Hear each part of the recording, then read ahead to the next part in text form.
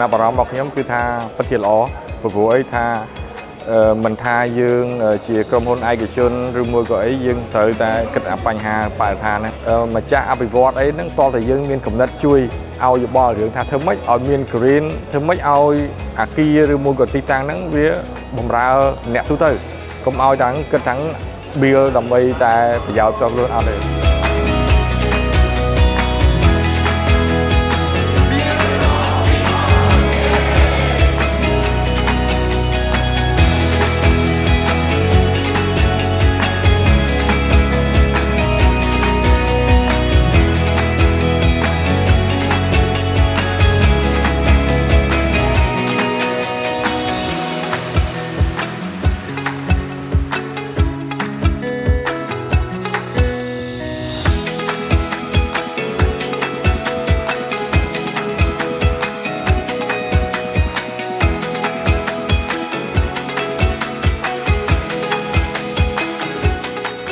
នឹងយើងបានរៀនអំពីហាងសិស្សដែលគាត់